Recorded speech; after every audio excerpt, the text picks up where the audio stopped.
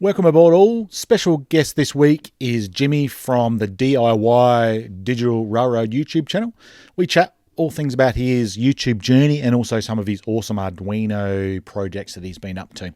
For those who don't know me, I'm Daz from Model Railroad Techniques. Our YouTube channel produces predominantly video podcasts showcasing modelers from all around the world. We also have a few how-to videos in there for a good mix. If you know of a modeler that might fit the bill, email link below, reach out, and we'll see if we can get them on the show.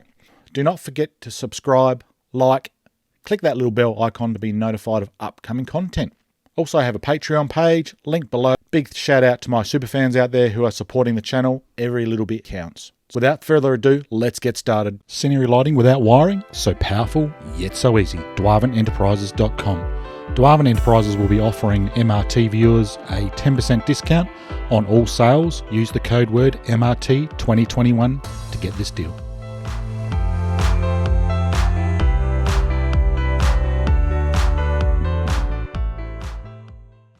Welcome aboard, Jimmy. So thank you so much for taking your time away from your family. You've just put the kids to bed there in the United States for having a chat with me on Model Railroad Techniques.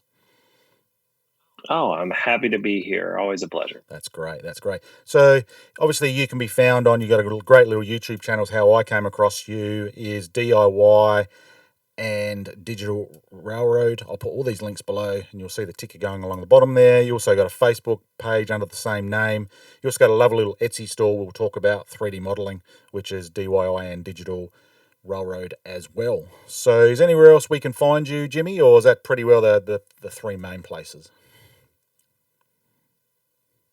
I think that's pretty well. I do run a Patreon for people that are that want to support the channel, and I also do. I have a level that I actually design a model like what I would do for my Etsy store. That if they are at that level, they get a model a month that they can download and print themselves. Nice. That and I have an Instagram as well. Sure. All right, I'll put all those links to all those other platforms below in the description of the video, and we'll go from there. So. All right, Jimmy, I always like to sort of start right back beyond. I like to get to know people how they've got to where they are in the hobby right now. So can you tell us a little bit about your backstory on how you got into model trains? I think I have the classic story of I was introduced by my father. He was building a small railroad. I can remember. It's the reason that I have Nice. the expanding foam smell. There's a reason that it's a good smell in my head because it's one of my earliest memories was using that to build the model railroad. And they fostered my creativity in the hobby. My parents did, and I did. I was able to build several in-scale layouts when I was a kid, using some woodland scenery kits. And we actually built a garden railway in our backyard, which I can attest to how difficult those things are to maintain. If anyone wants to try that. And then I did the typical thing where I went to college and I got out of it. And then in my single life, I got out of it. And then once I got settled again, I was like, I need something that I can just, have fun. I think I want to pick it up again. This was about 6 years ago now. And Sure. I've really just gone right back head over heels into model railroading and I absolutely love it. I'm looking forward to sharing it with my kids when they get old enough. Yeah, it's lovely. So sounds not too dissimilar to my story, but quite different from some of the other. Obviously, most of my people that watch my channel interviews are mainly from the United States, and always starts back. You're probably one of the younger gentlemen that I've actually interviewed. Most of them are oldies like me, but sort of the American Flyer and the Lionel under the Christmas tree are sort of their start, obviously, in the hobby, but never had someone who's done a garden gauges yet, so we'll tick that one off. That's great. So there you go. Influences in the hobby right now. Who is there? Sort of anyone you sort of look at and go, "There, yeah, I like their work." Well, I think, you being in Australia, you guys kind of have the modeling royalty with Luke Towan down there. Yes. That's that to me in terms of modeling and seeing the dioramas. He's like the gold standard because he's like, hey, it's like watch this. I'll make this amazing lifelike looking Yeah. diorama, and it's really easy. And he makes it look like really easy when he does it. Yeah. Luke, I love Model Railroader here in the States. It's the magazine publication. they have a video subscription service, which is really great. They do a lot of great walkthroughs with that. Ron from Ron's Trains and Things, him and I actually chat back and forth. Yeah. There's a lot of different ones, but those are probably some of the bigger Yeah, ones. sure, Yes. sure. Now, Luke Towan's definitely on my list. I'd love to. I've reached out to him, but obviously he's a ridiculously busy man and someone that's putting out videos that's getting 5 to 7,000 views. I think the Subway one was the last one. He had multiple $1 million views. So definitely on my list as well, Yeah. and very much an influencer. He used to actually live in my state of South Australia, but I think he's since moved sort of up a state called Queensland, sort of northeast from me, because he's a commercial pilot, is my understanding. So yeah, that's definitely great. So tell us about your current layout. Obviously in scale, or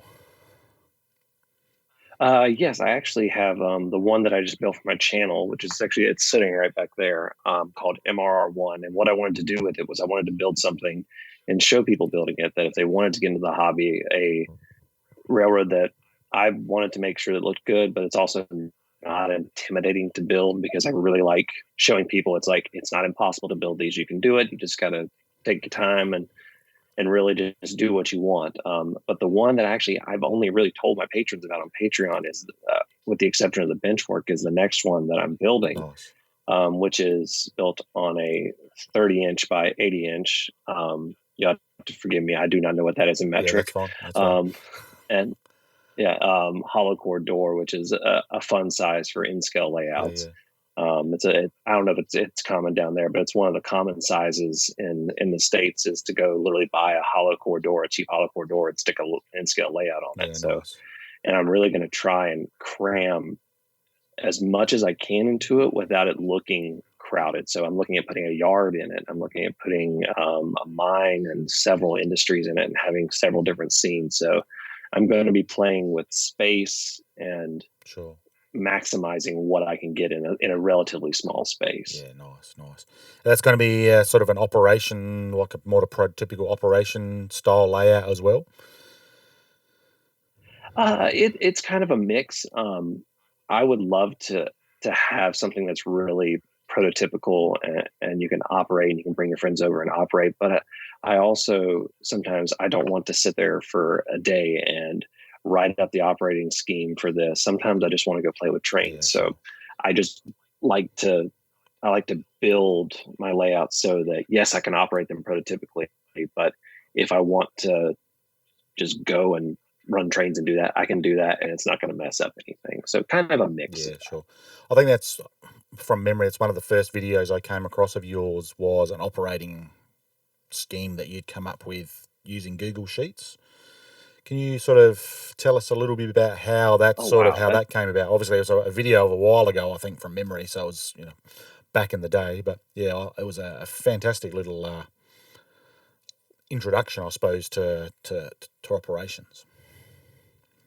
that was my second video, and thank you for staying on because that was bad compared to what I do now. Should see mine. That was actually the one that was actually the one that inspired the YouTube channel because I was trying to figure out how to do operations. I had watched a lot of the model railroader, their video service MRVP, and I'd watched their operating tutorials and all. So I wanted to figure out a way to do it where I could just randomize it and I could just do a click of a button on a computer and it would randomize it. And that's what realized like that I could do this in Google Sheets. Yeah, yeah, And so I just went and figured out the formulas through Google yeah. and just figured it out and made it work. And I put a screenshot of it on the model trains subreddit on Reddit, and someone said you should make a video about this, a video tutorial, and that's actually what started the YouTube channel. Nice. That's a quite a almost a segue, I should say, into the YouTube. But um, so your layout, sorry, either the current layout or the future layout, you're looking at sort of computer control side of things like JMRI or other software to run it, or Yes, I'm going to be using. I've used DCC++ on my past three layouts now, and I'm going to use it again. But I'm looking at the new version of it, the DCC++ EX, that a lot of guys are working on. There's a team of people working on it, yeah, and it adds a bunch of things to it to where you don't have to have a computer hooked up to the base station. It'll make its own Wi-Fi network so you can control it with your phone. It's very interesting stuff, and it's got a lot of other features. And so that's what I'm going to be looking at. Computer control, in the sense of it's just how I'm going to access the trains, but Sure. also a lot of just microcontrollers, Arduinos, things like that, Yeah. doing a lot of little animations. Yeah. Lovely.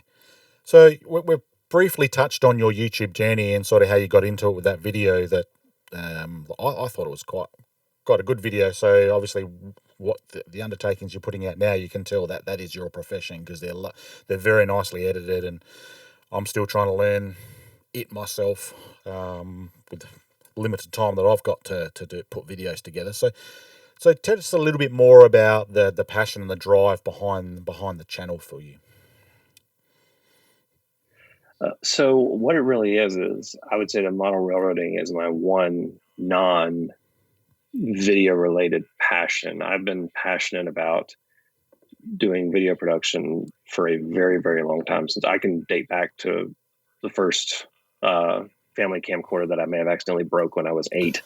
Uh, so video has been a real passion of mine, and I've also not loved not just model trains, but I've loved miniatures. They're just fascinating with me. So and being able to add the live action animation of model trains, that's really the hook for me, and being able to do all sorts of different things, because it is really an all encompassing hobby. It does, and I've talked about this before, but it really is something that you can just put so many different things under the model railroading umbrella. Correct. And um, being able to express my creativity not only through video production, and it gives me an outlet for video production, it gives me a creative outlet for any sort of painting, carpentry, electrical work, any sort of tinkering that I want to do. That's really what I, I can't remember that I answered your Yeah, question, no, but definitely. that's really Yeah, what the motivation is.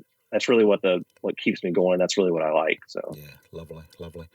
So yeah, you're one of those channels that you're a jack of many trades and you do them very well. So initially, I think as I said, I came across the operations video. I'm now piling into your Arduino side of things, because that's something that's starting to interest me. And I don't know what hole I had my head down the last few years. I wish I'd found this a little bit earlier. It might have been a little bit cheaper than some of the other componentry that I've bought over the years. But um, how do you have time to sleep is the next thing. And young children, like, how do you learn all this stuff? I don't sleep. No, I'm just it takes a lot of, I think, being a professional video producer really gives me the skill set to understand production and being able to budget my time. Yeah, sure. For instance, right now I'm working on a new series, Coffee and Trains, which I have to produce every week, but I really try to take just maybe a couple hours of 1 week out of the month to produce all of my videos for the month, and I Wow. will script them out. I will have a plan. I've actually got topics stocked up enough for a full year where I can just go and say, all right, I'm doing this video, I'm doing this video. So I can pull 4, do them for a month, and just sit there and do them rapid fire. Yeah. Um, it's just really about time management. I wake up early in the morning. I haven't done that recently, but because winter makes me sleep late, Yeah. and but in the summer, I'll be up at 5 a.m. I'll make my cup of coffee and I'll head into the garage where my workspace is, and I'll do that until it's time for the kids to wake up, Yeah. and then it's No, off we go. that's fantastic. So it does really show that you have that professional background with your videos. So they're just, yeah, I, I'm only up to 70 odd videos, and I've done a few how-to videos, and I know how laborious they can be. And not only shooting them, because I don't have that professional background in videography to start with. So I'm learning everything from videography, lighting, all the way through to learning how to use Adobe Premiere. So I'm slowly getting Good there, but program. Yeah, yeah, I'm not using it probably to maybe a 0.5% of what it's capable of. That's for sure. But um, I thought I'd go top shelf and grow into it, and slowly I am. And then I've sort of branched out into these interviews. From my point of view, I think that it's for me, a lot easier to edit up, because there's less editing, less chopping, less voiceover. Well, there is no voiceovers, but that's from my point of view. That's take my hat off to you. Great channel. So That's actually one thing you kind of touched on. One thing that can really help people out there looking to budget for time. If you can take away obstacles to your creativity in the production process, and what I mean by that is like if you can have a place where your lights are permanently set up, if you can have something where you can just go flip a switch and hit a button and you're ready to go, that's going to make video production easier. For my setup, I have the lights mounted and I actually have them on little smart plugs and I can control them with Amazon Echoes. And I literally just go in there and tell it to turn it on. I have a cheapo tripod that I bought that stays in there. Yeah. And one thing I did was I made all of my tripod mounts the same, so I can just hop the camera between all my different mounts and tripods, so I don't have to worry about switching Yeah. that. Sure. And that takes probably 20 or 30 minutes out Yeah. from setup. Yeah. So removing those obstacles and streamlining stuff, that's one thing that can really help speed up your production as well. Yeah, definitely, definitely. I'm definitely not that far ahead. I've got to set up my lights because obviously you don't want to see what's behind this green screen here. That's for sure. So it's just it's the mess of the office and kids doing homework and all sorts going on behind there. So I just got to set everything up. But it is what it is. It takes me probably 10 minutes, but it is 10 minutes each time I do an interview. So I might have to look at something a little more permanent, I think. So that's very good advice. So of recent times, as I said, I've been jumping feet first right into your Arduino videos. How, for someone like me who's just learning the programming side of things, what sort of advice can you give someone to start doing some basic Arduino programming? So the great thing about Arduinos is they were originally designed for children to be able to learn to code. They were designed by a man in Italy. That's why they sound Italian. Um, and so they have a lot like the free software, the IDE, the Arduino IDE. It has a lot of example sketches that you can look at. And my advice is to go and figure out how to make an LED turn on, and then go figure out how to make it turn on and turn off, and then figure out all sorts of different things. And then what I do is I literally Google until I can figure out terminology, because I'm, like I said, I'm a videographer. I'm not Yeah. um, anything close to an electrical engineer, but I'll give you a great example. And I've actually only shown my patrons this. I have this little project. If I can get that up there. Well, you can't really see it, but I've been trying to figure out DCC, current sensing, completely building the system from scratch. And just Wow. by dumb luck, by accident, I connected a few components last night, and it worked. Wow. Like I'm like, I don't know what I did, and I don't know what the electrical like rules about this Yeah. are, but it works. So um, that's going to be a tutorial soon. So it's really just a lot. Arduinos are very forgiving, and you can figure out a lot of different things because they give you a lot of examples. And there's so many people that have done so many different things with them. Yeah. You can figure out what to do. Now, I'm not someone who knows all of the stuff with like the libraries and all the really complex things you do. Like I could never write DCC plus plus. Like Mm. I nope, not gonna happen. Yeah. But I can figure out how to control lights. I can figure out how to control motors. I can figure out how to Yeah. use sensors, and that's really what about 90% of what you need an Arduino for model railroads for is Yeah. Yeah. that. I think I just was watching one of your videos just last night, just on that, where you did your grade crossing with the two infrared sensors, and I've gone and ordered some online from Amazon. Should be here in a few days, hopefully. I've got all the, and it was me who put that little message up last night because I noticed you used the Uno, but I've got a number of little nanos. So I thank you for getting back to me on your YouTube channel. That was me asking that question about Hey, whether a nano can get done. But I, Arduino's one of those things. As I said, I don't know how I've had my head down. Um, the componentry is just so cheap. If you're prepared to wait for a little bit out of China, I'm getting. I think I bought 3 nanos delivered to Australia. Mind you, it took about 3 weeks to get here. I think it cost me about $4 Australian. It's ridiculous. yeah, it's a lot of components that you can have. Like I was doing the math on one, an NCE BD20, which I actually think I have one laying around right here. I'll find it in a minute. Yeah. Um, but it's what NCE uses for its AC current sensing, and they cost about $20 each. So if you want to have it on a crossing or all your blocks or anything, you got to have one of those per block, and that's $20 per block. Yeah. And that's why I was motivated to like let me see if I can figure out something myself with this. And I did the math on how much the components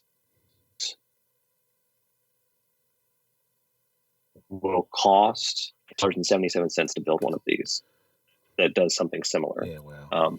US 220. So it's Yeah. like maybe $4 Australian, I Yeah. think. Yeah. It's just unbelievable. So yeah, And the beauty of that side of things, if you do something that you shouldn't do and put some components together that don't like the current that's running to them, if you pop them out, start a little smokestack or something like that, and you set them on fire. It doesn't really matter. It's only a few dollars we're talking about. So I've yet to do that, but I'm looking forward to getting I into. actually burned my finger on a resistor Yes, yeah, the other day. I got a little burn mark right yeah. there. They're often the ones that do get rather warm. So definitely the resistors. So you must have my question sheet here. So the aspect of the hobby with regarding the Arduino, have you sort of thrown yourself into it purely out of not so much necessity, but trying to find other ways to cut costs within our hobby? I think that one of the biggest barriers to our hobby is, and I'm actually touching on this in a video tomorrow, is where I think one of the biggest barriers that people see is that price tag. I know it's bad enough in the States. I can't imagine what it is overseas, especially like in Europe when you're dealing with VAT Yeah, and all kinds of stuff. Um, so I like to say, take your money and focus on the really cool stuff, like the locomotives, on the stuff that has standards, like here in the States in the NMRA standards yeah, for track gauges and things like that. And the things that don't necessarily need to be perfect, those are the things you can DIY.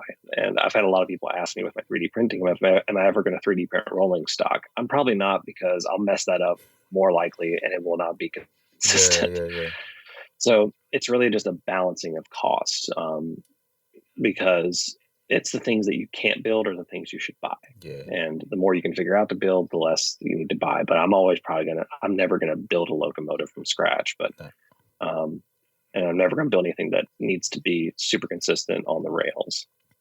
sure, sure.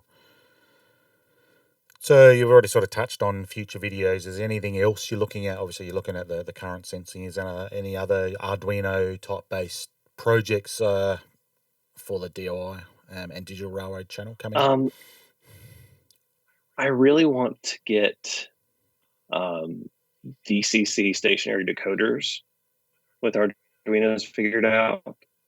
I've seen some other video tutorials that have it, and they kind of show it, but they don't explain it. So I'll probably watch theirs, and then what I do if I see a tutorial that's not that great explaining it is I'll watch it, and I will look at that, and then I'll say, okay, it's like, what would make this easy for everyone to understand? And I will go in, and then when I come in, I'll say, it's like, I watched this video, or I saw this creator. I'll usually go and ask their permission to do it if I'm going to use it. Sure. I always do, usually. Yeah, yeah, yeah. um, but if I figure out the code myself, then it's a different thing. But that's the great thing about YouTube, is we all teach each other. Correct.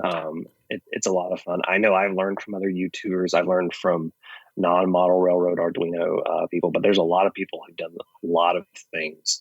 I think DCC++, that whole project is a great example of Yeah, yeah, that.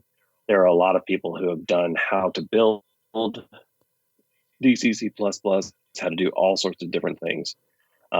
So really getting those stationary decoders is something that I want to do. I also want to figure out how to control Arduinos in JMRI for different things, specifically. Like I just did the turnouts. sure. I want to figure that out. And then I'll probably do some little small projects. They're a lot of fun for people that are really just getting to Arduinos to do like random lights and that Yeah. kind of Yeah, thing. yeah, yeah. Yeah, no, it's definitely some lovely videos on doing the random light side of things. So, have you ever looked at? I interviewed a chap. His name's Speed Muller out of Texas. He's one of the NMRA X guys that runs all the clinics and all that. He does this protocol. Always getting into it's called MQTT, which is like home automation side of things, but bringing it across into the model train land. So it's all Wi-Fi. So he's done his signaling, and it's all via Wi-Fi. It's quite hard to explain, but he's obviously all Arduino based as well, as my understanding. So it's just phenomenal technology that some of these people are getting themselves into. That's for sure. Yeah, and that's a whole different level of me, and I honestly will probably never touch that level because I just don't have that level of expertise. I No. think the maximum I'd probably do is just figure out how to do the stationary decoders. Yeah. That's probably it, and then figuring out how to apply to a lot of different things, because I've done a lot of projects, but I haven't applied them to a real railroad, and I want to start doing that to show you. It's like, okay, I've done this. Sure. Let me show you how it actually would be installed. Yeah. Yeah. No, that's great. So, what would be your, if time to learn the expertise is probably the first thing. What would be your ultimate Arduino layout automation? What would you like to get your layout to if you had the time to throw yourself into to learn the code or whatever else? What would you really like to be able to achieve with Arduino? If I could completely learn the code and everything, I would love to be able to, and I'd probably have to switch to a different scale to do this. I'd probably have to do an HO scale at least, but do like freight loads getting unloaded and loaded, do like a completely automated layout where I could have a switch that I flip that's like almost like a display mode. Yeah. And the layout will run itself. It'll uncouple using magnets.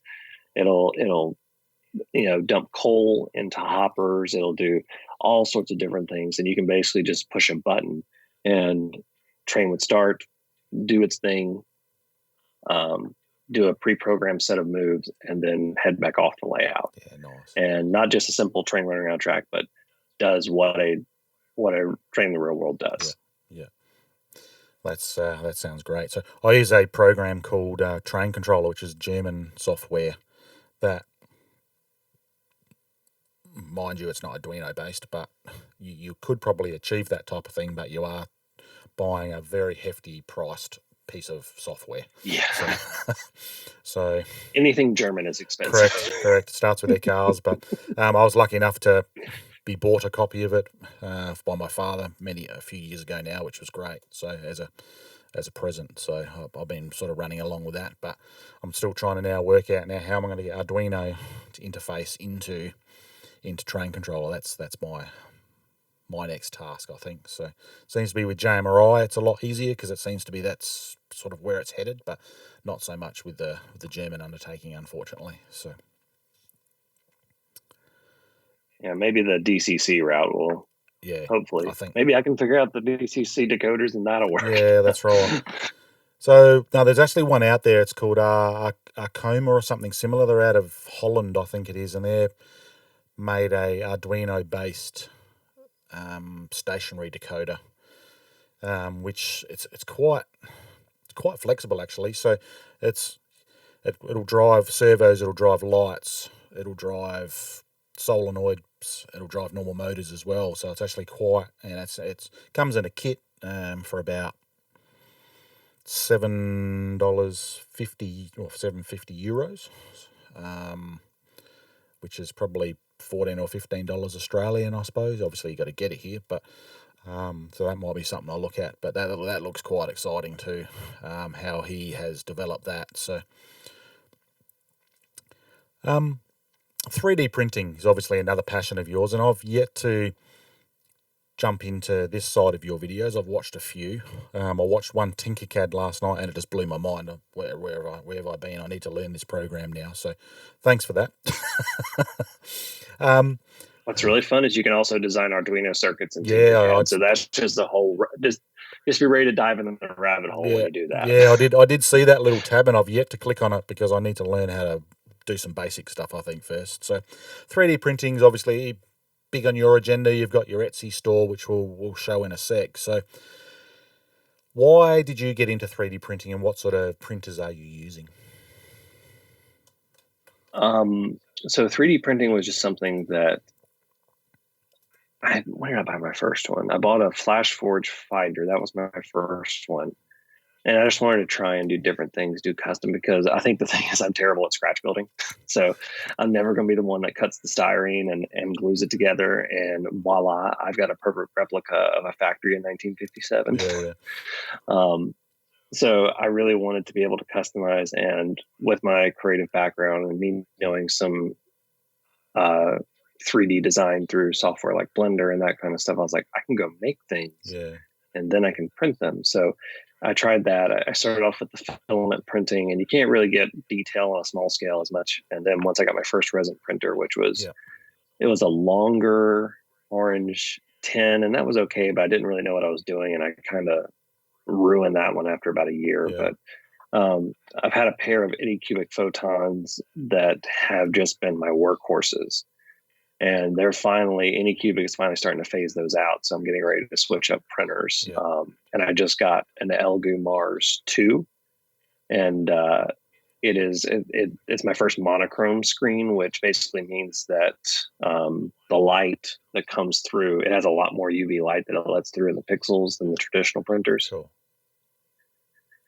so it can cure a lot faster. So you can do some pretty big prints. And I've had a lot of people asking me when I was going to do HO scale, and I'm hopefully going to be able to do regular production of HO scale soon Yeah, because of nice. the monochrome printers. I have a lot of stuff that I've designed, and I'm just waiting for the right time to print. So it's not like I've been telling people that I want to do it and I haven't. It's like I'm just waiting to get the equipment to do it. Yeah, sure. So No, I've just recently thrown myself into 3D printing. You're right. The resin is another steep learning curve. Exactly setting up your workflow, I found, without getting resin all over. I've learned obviously the safety side of things because you don't want this stuff on your fingers or to breathe this stuff in anyway. yeah, So I've learned that very very quickly, the safety side of things. But you can make a hell of a mess with these things, that's for sure. Regarding when you, oh, you should see my area with the printer. It's yeah, all sticky and yeah, yeah. I ended up buying some. there's Yeah, a go on. Sorry. yeah. Oh no, go. Yeah, Sorry, that I ended was up. me just talking. Yeah, I think I might do a how-to video myself on it because I've seen a few out there, and I've obviously learnt a lot from other people that are not within model trains. Just how to set up your workstation and everything. So obviously you got different areas of contamination. I suppose you got when it first comes out. I've got like a rubber mat type thing where it's got a little well on it, so the resin doesn't go everywhere, and then you sort of move it across to your wash station, and it's fun. Unfortunately, I think I've ruined my first monochrome screen. Somehow, I think without me knowing, I must have got just a little bit of resin on the bottom side of it, and it started curing on the bottom, and it's now cured on the screen. So I've got probably a sort of a part section sort of like that on my build plate that I can't use purely because of that at this point. Is it on top of the? Is it on like the top of the screen, Yeah, but or did it get underneath no, the screen no, it's itself? actually just on top of the screen. So you can probably take a razor blade actually and just scrape it right off, and it'll pop right off. Yeah, Especially if it has like a semi thing. So because I used to worry about that, but once I discovered that razor blades will take it right off, yeah, so it'll pop it I right might off. try that. Yeah, I might try that. So I've yet to order a new screen, but I might try that first. I've ordered a new vat because obviously we had some leakage problems for whatever reason. So it's can only one way it can get on the other side. But it's all the learning curve I think of the 3D printing. I've been lucky enough to work with a gentleman in Poland who I'm not sure what he does for a job, but I think he is some sort of engineer. He uses CAD programs all the time because what he can produce is phenomenal. It's unbelievable some of the stuff he's coming up with. So so tell us a little bit about your Etsy store. So we've got it here up on the screen. So undertakings I should say, are predominantly N scale at this point in time. Right. So right now it's actually pretty low on stock, but I'm printing like crazy. I think I got prints going right now. Um, that because I can't keep them in stock when I'll put like 5 or 6 new models up and they'll get snapped up. Yeah. So which is good. But basically, I just wanted to make something that I think that there's been for all the development and advancement and work on all of the locomotives and rolling stock because there's such a variety out there now. I think that buildings have really stagnated. Mm. Um, you have the same kits that were available 20, 30 years ago that they're just still making. And a lot of people love those kits. I love those kits, but a little bit of change. And I think there's also a bunch of people who look at these kits and they see the picture and then they're just not that great at building a model, which for the longest time I was one of those people, and I'm still not fantastic at it. Um, it's part of what can make a railroad look good is good looking buildings. So I Correct. wanted to figure out how to pre-print the ones that are built, and all you had to do was the painting. Sure. Take one big part of looking good, take that out of the equation, and then I wanted to make it affordable. Yeah. So that was really my goal for doing this. My my whole goal for everything that's involved with my channel, which the Etsy store is part of it, is just making model railroading as accessible and friendly and beginner friendly as possible to bring people in and then show what all you can do with it. Yeah. Sure. And the Etsy store is part of that.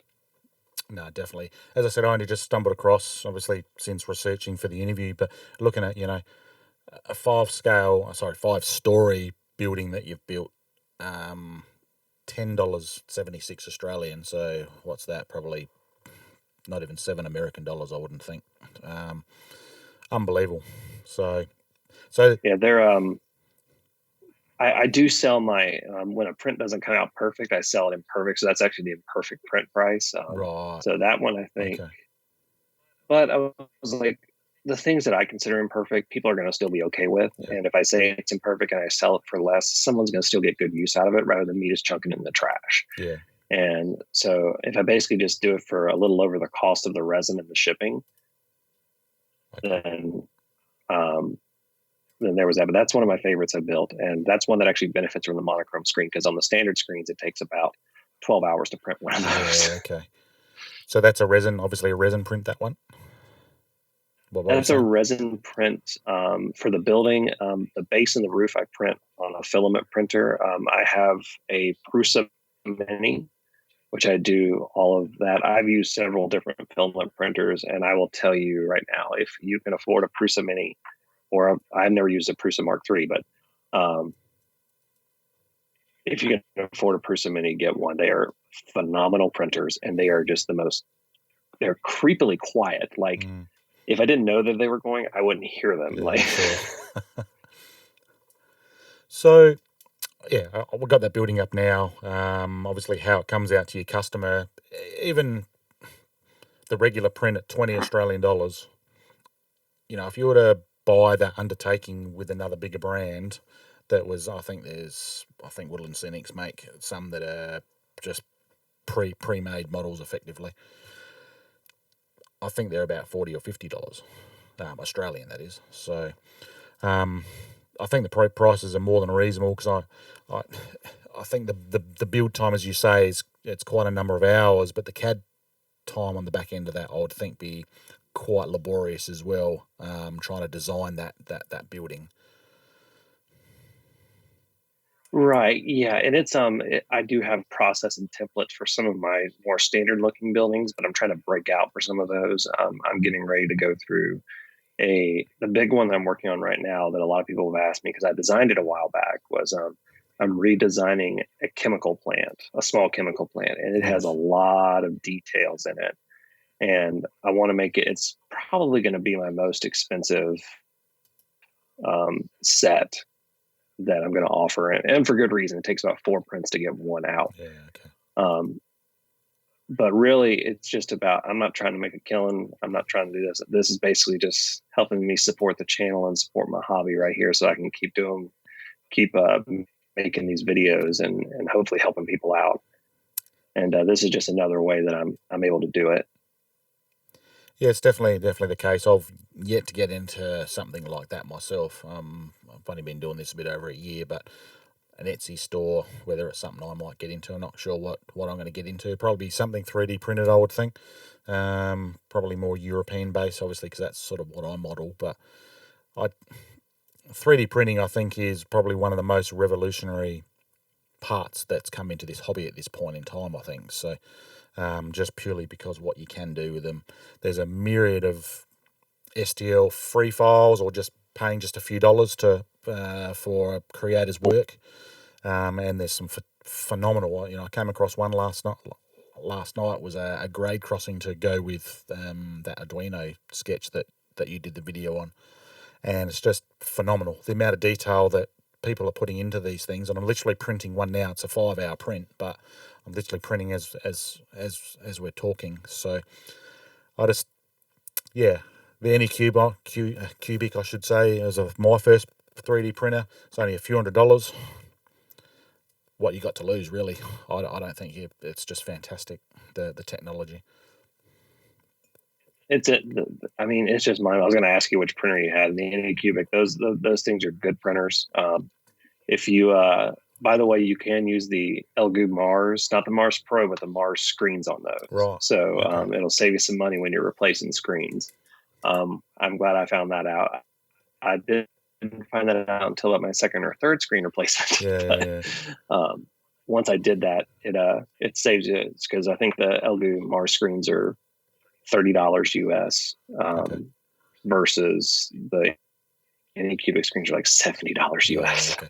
So the Elgu Mars screen, because I've got the Anycubic Photon Mono, which is the newest screen, newish Oh, screen. Yeah. that's different. Yeah. Okay, yeah. So I might just try the Razor Blade first. They're not. You can't even buy them yet. I think they're taking orders on the screens, by what my understanding. You can get models each side, but for whatever reason, this one you can't get just yet. Or not my model anyway. So I'm sort of just learning and thinking, well, if I start bugger the screen up more, I won't. I'm not losing as much, I suppose, if I'm buggering up a screen that's I've already stuffed, basically. But it's still printing everywhere else. It's printing really nicely. It's just that one little corner where I didn't appreciate what the resin does more than anything. So that was a steep learning curve more than anything. So Oh, the Razor Blade should at least get a good chunk of it off. Yeah. You'll be surprised how easily it pops off, especially if it's sort of like a glass laminate type it is. top. Yeah, it is. It appears to be. So I'm really hoping that the Elgu Mars 2 and the Photon Mono screens are the same like they were in the original Photon and Mars. So because they have at least in the US, they have the Elgu Mars 2 screens on Amazon for pre-order. They said they would be available in March, and they're significantly cheaper. Yeah, sure. I've also seen other videos on printer, just on the screens. Have you ever? Looks like they put a protective layer over the screen. It almost looks like, I don't know. It's not like a glass. It's not like a glass. It's like a film that you might put on your iPad or an Android type device. Have you done anything like that to protect the screen a little bit more? So if you do get the scenario I do, is if you do get some baked on resin, you can just literally pull that protective layer off and then just put another one on. I'd have to see how much, if it blocked any of the UV light. Yeah. I'm definitely more inclined, since they're more expensive. The old LCDs were cheap, and I was going through, with how much printing I was doing. I was going through those probably about once every month and a half. So I got pretty good at just swapping those out and changing those out. Yeah. Okay. So how often were you printing? Obviously, it was going 24/7, just about. Yeah, I'm trying to get into, because when COVID finally goes away, I'm going to have to go back to the office and work. I'm trying to get into a rhythm of print in the morning and print overnight. Yeah. So that's typically what I'm doing. And now with the mono printer, I'm probably doing like print in the morning, print in the afternoon, print at night. Yeah. But I won't be able to do that once I go back. Yeah. No, that's definitely what when I'm on days off. I'm a shift worker. That's what I try doing, because the less cleanup you got to do, I think is the better. You just got it that way. You just pull the build plate off. Yeah. Make sure you haven't got any underneath. Like, obviously, because I've got a little bit of a leaky vat. That then just make sure there's nothing cured in the vat, I suppose, is the next one, and then you just put the build plate back on, and away you go. So. So mine's been going probably pretty solid for the last few days since I've been off. So. Anycubic makes a good product. Yeah, so. No, I'm pretty happy with it. So, all right, Jimmy, thank you so much for taking time away from the family, and obviously your modelling, your lovely channel. Obviously, I put everything links below to DIY and digital model railroading. Digital model railroad, I should say, fantastic channel. I think I'm going to become a patron myself. It's a lot of good, useful information on there for anything from, as I said, I've even got into the Tinkercad side of things, but your 3D printing, your Arduino, which is the two things that really interest me right now. So thank you for having a chat with me. Awesome. I think you'd be my first Australian patron, actually. So that'd be great. Definitely. Yeah, thank you so much for having me. This has been a blast. I have a lot of subscribers and followers in Australia, actually, and I actually converse with them a lot because I'm like I like the All Blacks because I lived in New Zealand for a little bit. So well, that's a dirty word in Australia, you know that, don't you? I don't. I know, and I was like, I'm risking that saying that right here. No. Well, we're not so much a rugby state. We're a Australian rules football, which is a little bit different again, but. It's one of the most fun sports to watch in the history of mankind. Which one's that? Australian rules. Australian rules football. It's just like I was like, this is like basketball and football combined. Yeah. This is amazing. Yeah, with a little bit of soccer and sometimes every now and again. So, and no padding. Yeah. Exactly. They're a little bit crazy, those blokes. I must admit, they're big, strong boys, but yeah, that's fine. So, thanks again, Jimmy. Make sure you subscribe, click that little bell icon to be notified of upcoming videos. Support us on Patreon, like us on Facebook and Instagram at Model Railroad Technique.